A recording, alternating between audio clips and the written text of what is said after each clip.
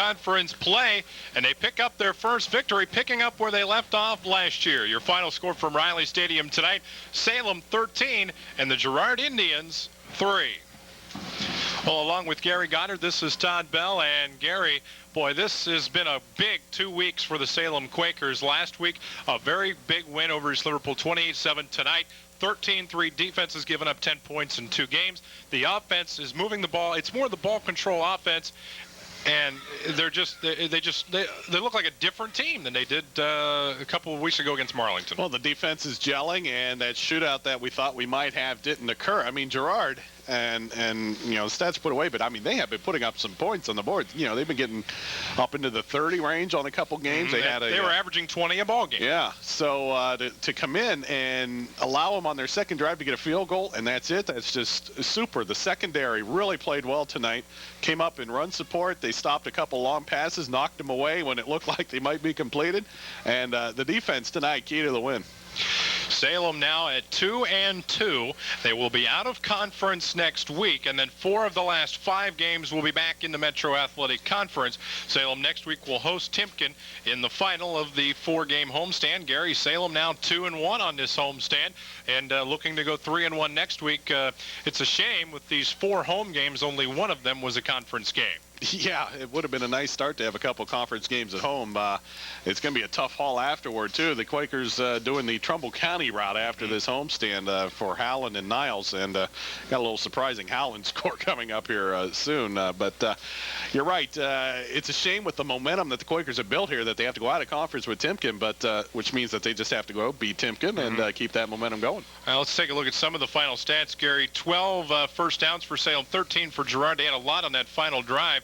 But Salem balanced 6 in each half, and they were able to move the ball consistently, I thought, tonight. Well, the stats are really going to be bloated for Girard here, basically, on that last drive. They did lead in total offense, led in yards passing. The Quakers had the yards rushing. But balanced game tonight. Girard had about a 4-minute time of possession lead at halftime. They ended up with about a 3-minute or 4-minute lead here. Again, the Quakers, and tonight they've had trouble stopping Nesbitt and Balderson and the Foster last week. Yeah, the key running backs for the other team. Tonight, Long, you know, he had some nice runs, but basically the Quakers shut him down. Well, you look, he had 61 yards in the game tonight, only 7 in the second half. Yeah. Yes, Girard had to throw the football a little more in the second half, but they were able to slow down the running game of Girard in the second half. The final numbers, Salem, as Gary mentioned, out rushing Girard 207 to 157. Girard with the edge in passing as Kegi tonight 11 of 24 for 2 interceptions for 92 yards. The Quakers, Jim Martin, 4 of 8 with an interception tonight, only 14 yards through the air. Each team fumbled the ball twice and did not lose it. There were 3 turnovers in the game, the interception by Martin and 2 interceptions by Kegi, and the interceptions came for Hendershot and Bizon, and I believe it was Dorn that had the interception for the Girard Indians. 4 of 10 on third down conversions for Salem, 5 of 12 for Girard, 2 of 4 on fourth down conversions for Salem, 3 of 5 for the Indians. 25-54 the time of possession for Girard, 22-06 the time of possession for the Quakers. And Gary, looking at the individual rushing stats, the Quakers tonight again balanced rushing attack. Balanced is the key, right? Davis with 87, Humphreys 82.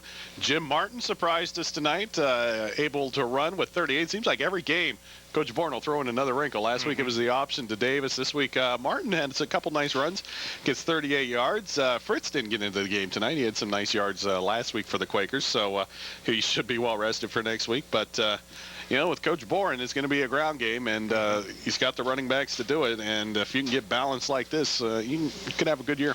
Quarterback Kegi looked good tonight, at least running the football. He did have 9 carries, 63 yards for the Girard Indians, but it was not enough on this night as the Quakers winner by the final of 13-3. Lots more coming up on our Lee Strug post game. When we come back, we will have the final comments from Riley Stadium, also our Ziegler's Trophies and Engravable Gifts player of the game after this timeout for Lee Strug.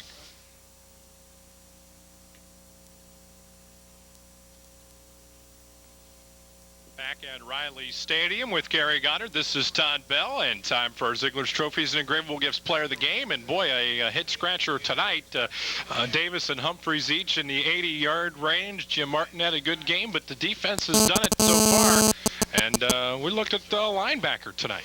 And come on, baby, light my fire. It's Jim Morrison from the Doors. He had a super game defensively tonight, and we talked about the defense was the key to tonight's win, holding a high-powered Girard offense down, and so it was just basically trying to pick a defensive player. And Bison had a couple nice plays. Jones, he got burned, but he came back and made a nice tip away. So Murray had some good pressure on the quarterback, deflected a couple passes, but we'll give it to Morrison tonight. So he will be our Ziegler's Trophies and Engravable Gifts player of the game. And then the Ziegler's Trophies and Engravable Gifts, downtown Salem, 160 South Broadway. So go on down, see Tom, Sue, Joanna, call him at 332-4457. Congratulations to Jim Morrison. There's good news and there's bad news. The good news is I'm leaving the stadium and I'm going to go to the station and get warm. Bad news. You have to stay here and be in the cold and wait for Coach Bourne to come up. It's fun when we win. Sounds good to me. Yeah. Of course, the pizza's back at the station, too. Yeah. Save me something this week. The Quakers a winner tonight, 13-3, as they advance their record to 2-2. They've won 2 consecutive games. We'll host Timken next week. A.J. McLeod is back in the WSOM High School Sports Studio, and he will have all the scoring recap and the highlights from tonight's Quaker victory. Quaker call-in show will kick off at about 10 o'clock tonight, and Gary will have Coach Bourne.